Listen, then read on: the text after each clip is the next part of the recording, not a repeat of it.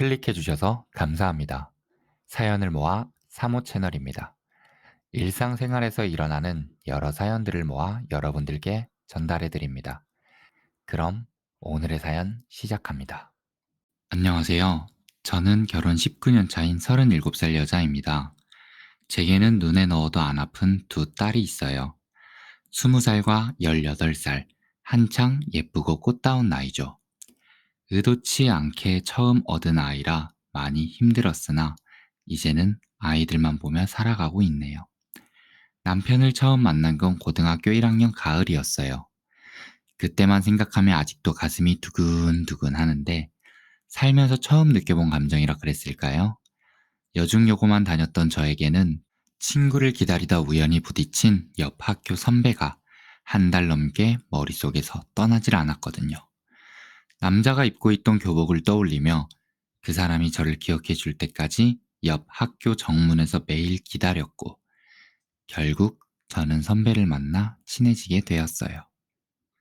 당시 3학년이었던 선배는 졸업 후 바로 군대를 가겠다고 말했고, 저에게는 처음 얻은 사랑이 이렇게 허무하게 끝나가는 건가 원망스러웠어요. 그 마음을 알아서였을까요? 선배는 제게 부산 여행을 가자고 하더군요. 당시에는 교통이 발달되어 있지 않은 터라 부산까지 갔다 돌아오는 건 당일치기로는 불가능했고, 물론 저도 이 사실을 알고 있었습니다.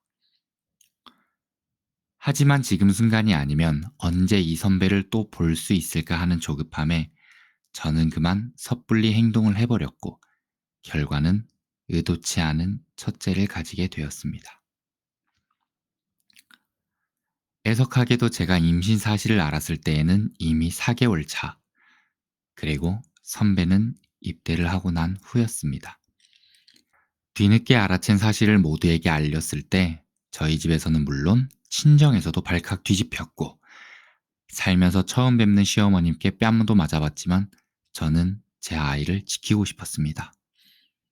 저희 아버지께서는 이미 저를 내보내실 생각으로 제 짐을 전부 싸두어 마당에 던지셨고, 조금 부푼 배를 움켜쥐며 친정집 앞에서 대성통곡을 하여 하루를 지새우고 나서야 드디어 결혼 허가를 받게 되었습니다. 그럼에도 불구하고 여전히 제가 원망스러우셨는지 모든 집안일을 저에게 떠넘기기 시작하셨고, 몸 가누기도 힘든 9개월 차에도 저는 눈물을 훔치며 배를 쥐어잡고 이불 빨래를 하였습니다. 그렇게 시간이 흘러 누구도 응원해주지 않는 분만실에서 얻은 제 딸, 보는 순간 서러움이 복받쳐 눈물이 흐르더군요. 남들은 대학교를 갈 준비를 하며 펜을 잡았을 시기에 수술대에 누워 새 생명을 만져보니 지금껏 있었던 일들이 원망스럽기 그지없었습니다. 그날 이후 다짐했어요. 절대 후회하지 않을 거다. 이 아이만큼은 절대 불행하게 키우지 않을 거다. 꼭 멋진 엄마가 되겠다고 다짐하고 또 다짐했습니다. 시간이 흘려 선배가 드디어 제 남편이 되었을 때 저희는 금세 둘째가 생기게 되었고, 모두가 저희를 응원해줬던 그날처럼 저희는 평생 행복할 거라 생각했습니다. 하지만 전 자그마치 13년이란 시간을 지옥 속에 살고 있었습니다. 다시는 없을 거라 생각했던 깊은 제 첫사랑과 어떻게든 행복하게 만들어주고 싶었던 우리 가정을 이제 제 손으로 부수려고 합니다. 사건의 시작은 13년 전 남편의 동창회였습니다. 남편의 친구들이 하나 둘씩 저녁을 하여 고향을 찾아오면서 친구들과 만나는 날이 잦아지니 자연스럽게 매년 동창회가 형성되었습니다. 저와는 학교가 같지 않았던 터라 처음에는 거절했으나 각자 와이프를 데려온다는 이야기를 듣고 용기 내어 참석해 봤습니다.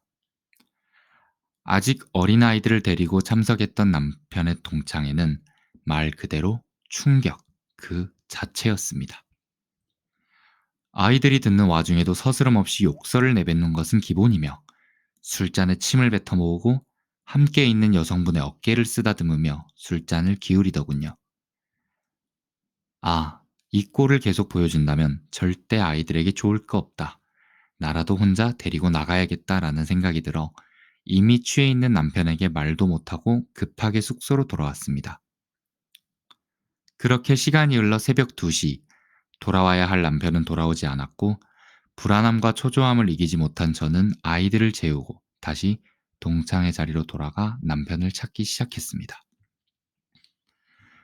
이미 자리를 떠나고 없던 그들은 최종적으로 동창 친구가 운영하는 노래방을 간다 했기에 서둘러 노래방으로 발길을 옮겼습니다. 제가 노래방에 도착했을 때에는 모두가 제정신이 아닌 사람들처럼 취해 소파에 널브러져 있었고, 그 중에서 한 분은 제게 어깨동무를 하는 척 제 가슴을 움켜쥐었습니다. 끝까지 놀고 가라는 동창분들의 손길을 뿌리치며 온갖 방을 뒤져 남편을 찾았으나 그 어디에도 남편은 없었습니다. 혹시 어디에 쓰러져 있는 게 아닌가 하는 걱정스러운 마음에 점점 발걸음이 급해졌는데, 노래방 안쪽으로 가면 갈수록 어디선가 여자 신음소리가 가쁘게 들려오기 시작하더군요. 젊은 청춘 남녀가 장소를 구별하지 못하고 사랑을 나누고 있나 보다 생각하며 무시하고 지나가려는데, 익숙한 목소리로 제 이름이 들려왔습니다. 미정아, 안전한 날이지? 너무 놀라 순간 죄지은 사람 마냥 황급히 몸을 숨겼고, 노래방에 울리는 노랫소리보다 제 심장 소리가 더 크게 들리는 듯 했습니다. 살짝 열린 문 너머로 세차게 몸짓을 하는 사람은 터무니없게도 제 남편이었고, 그 앞에 있는 사람은 다름 아닌 노래방을 운영하는 여성 동창분이었습니다. 참을 수 없는 배신감과 서러움에 몸이 굳어 아무것도 할 수 없었고, 결국 문 앞에서 그들의 마지막까지 보고 나서야 비로소 들키지 않고 몸을 움직일 수 있었습니다. 어떻게 사람이 이럴 수 있나? 내가 오지 않았던 이전 동창회에서도 이런 상황이 일어났을까? 어떻게 내 이름을 부르며 다른 여자와 함께 있을 수 있나? 차오르는 눈물을 닦아내며 숙소로 돌아와 억지로 눈을 붙이려는 찰나, 둘째가 와서 제 품에 안기더군요. 당장 법원에 가서 이혼을 하고 영원히 안 볼 생각으로 돌아왔던 숙소인데, 제 품에서 곤히 자고 있는 아이를 보니 마음이 불편해졌습니다. 아이들만은 불행하게 키우지 않겠다는 제 다짐이 순간 머릿속에 떠올라서 도저히 아빠 없는 자식으로 키울 수 없겠더라고요. 혹여나 아이들이 깨지는 않을까 하여 숨죽여 울었던 그날 이후, 남편에게는 어떠한 말도 하지 않았고 제 감정은 뒤로 한 채 아이들만을 위해 살아왔습니다. 그 뒤로 조금이라도 늦게 들어오는 남편이 혹시나 다른 여자를 만나지 않았을까 하는 의심에 사로잡혀 매일 남편이 입었던 옷의 냄새를 맡거나 카드 내역을 조회하는 등 외도를 의심하며 흔적을 찾는 게 습관이 되어버렸습니다. 그러나 제 생각과는 다르게도 그날 이후 지금까지 남편은 동창회에 나가지 않았고, 제 의심도 이제는 수그러질 때쯤 정신을 차려보니 어느덧 첫째가 성인이 되어 있더군요. 자그마치 20년을 죽기 살기로 살아왔고, 출산으로 인해 학벌이 부족했던 저는 그간 밤낮으로 노력하여 1금융권 은행의 은행원으로 근무 중이고, 남편은 집 근처에서 80평대 고깃집을 운영하며 남부럽지 않게 살아오고 있었습니다. 과거 단 한 번의 실수라고 생각하며 행복한 삶을 유지해 가고 있던 찰나, 예상치 못한 불행이 찾아왔습니다. 일주일 전, 늦은 시간 가족들과 함께 남편의 가게에서 식사를 하던 중 앳돼 보이는 학생이 혼자 가게에 들어오더군요. 쌍꺼풀이 지나며 길고 큰 눈에 촘촘하게 자란 짙은 눈썹을 가진 아이를 보자마자 순간적으로 소름이 끼치고 말았습니다. 마치 우리 남편을 쏙 빼닮았다고 느꼈기에 잠시 당황했으나, 당황한 기색을 숨기기 위해 아이에게 먼저 다가가 말을 건넸습니다. 애야, 지금은 영업시간이 아니란다. 혼자 온 것 같은데 혹시 길을 잃었니? 하지만 학생은 저를 가만히 쳐다만 볼 뿐 아무런 대꾸도 하지 않았고, 이내 충격적인 상황이 벌어졌습니다. 누나, 이 사람이 누나네 엄마야? 잠깐, 내가 지금 제대로 들은 게 맞나? 이 학생이 지금 무슨 말을 하는 거지? 이상함을 느끼고 아이의 시선을 따라 뒤를 돌아봤더니 제 눈을 피하기 바쁜 두 딸이 보였습니다. 정민지, 정민주, 지금 이 아이가 무슨 말을 하는 거니? 여전히 제 눈을 피하는 딸들 뒤로 걸어오는 남편. 제 앞에 있는 이 학생과 똑 닮은 제 남편이 접시를 떨어뜨리며 큰 소리를 쳤습니다. 정민준! 아빠가 말도 없이 갑자기 찾아오지 말랬지? 아빠? 아빠라고? 이제 막 중학생 정도 되어 보이는 이 아이가 어떻게 내 남편의 아들일 수가 있지? 무엇보다 이 아이는 대체 어떻게 내 딸을 아는 거지? 이내 저는 그 자리에서 쓰러지고 말았고 눈을 떠보니 근처 대학병원 응급실에 와 있었습니다. 정신을 차리고 제 옆을 보니 아무 말 없이 앉아서 핸드폰을 보고 있는 둘째와 한숨을 쉬며 겉옷을 챙겨 나가는 제 첫째가 보였습니다. 민주야, 엄마가 왜 여기 있어? 엄마 민준이랑 이야기하다 그 자리에서 쓰러졌어. 이미 다 알고 있었을 텐데. 왜 그렇게 놀랐어? 애가 지금 무슨 말을 하는 거지? 내가 다 알고 있었다니. 대체 뭘? 민주야, 그게 무슨 말이야? 엄마가 알고 있었다니. 엄마도 알고 있었잖아. 아빠한테 엄마 말고 다른 여자 있었던 거. 그 여자랑 키우는 아이도 있었던 거. 그거 다 알고도 지금까지 살아왔던 거 아니야? 엄마가 그걸 어떻게 알아? 엄마는 그 남자애를 정말 처음 봐. 거짓말. 나 중학교 입학식 때 아빠한테 다 들었어. 엄마가 안 왔던 그날에 민준이랑 아줌마도 처음 봤고, 엄마가 그 아줌마를 죽일 듯이 미워해서 한 번도 눈앞에 안 나타났다는데, 존재 자체도 모른다는 건 누가 봐도 거짓말 아니야? 온몸에 소름이 끼쳤습니다. 딸이 저에게 거짓말을 하고 있는 것 같진 않았고, 지금 듣고 있는 말이 모두 사실이라면, 전 누군지도 모르는 여자와 그녀의 아이를, 저를 제외한 우리 가족 구성원 모두가 알고 있었다는 사실이 믿어지지 않았어요. 저 멀리서 황급히 달려오는 남편을 보고 다시금 눈을 떴을 때에는 병원의 병실이었습니다. 여보, 일어났어? 눈뜬 저를 반기는 건 제 손을 잡으며 저를 쳐다보는 남편, 그리고 그의 아들. 아줌마, 괜찮아요? 정녕 이게 무슨 상황인 걸까? 내가 어떻게 받아들여야 하는 걸까? 도저히 무슨 말을 해야 할지 생각이 안 났습니다. 그저 인정하기 싫었고, 제가 지금껏 노력했던 모든 것들이 부정당하는 순간들이었거든요. 나가. 아무 말 하지 말고 그냥 나가. 당분간은 혼자 있고 싶어. 그래. 음료수병 따놨으니 정신 차리면 마셔.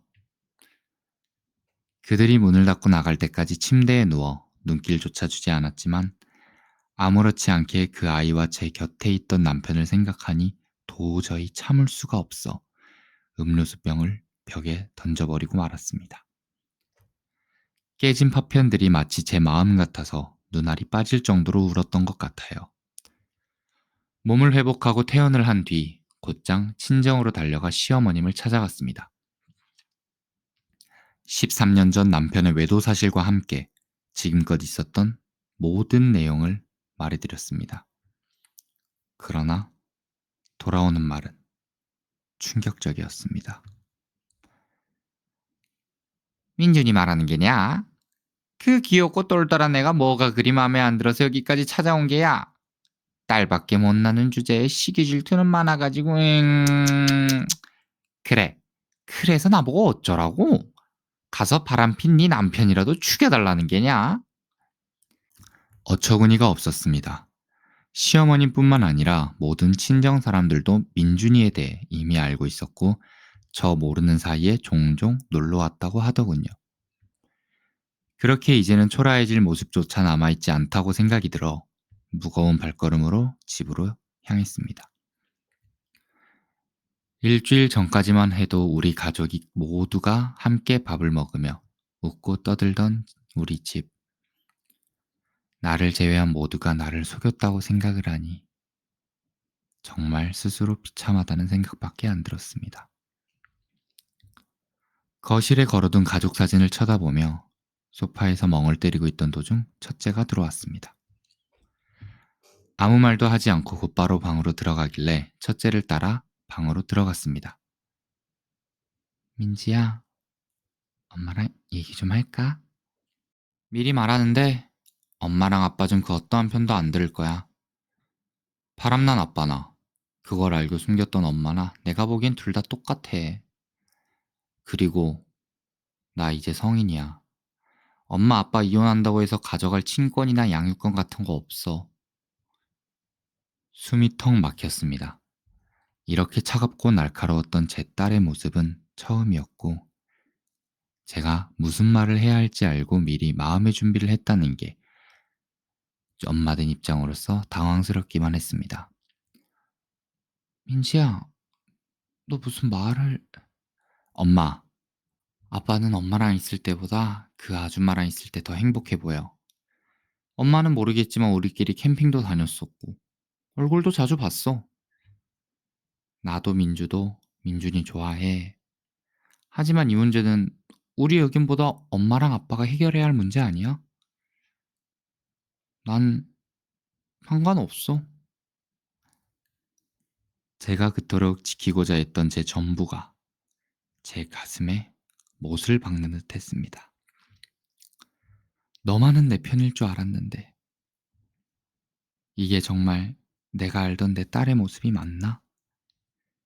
아무 말 없이 굳어버린 저는 어떠한 말도 할 수 없었습니다. 나 좀 쉬고 싶은데. 그래. 미안해. 푹 쉬어.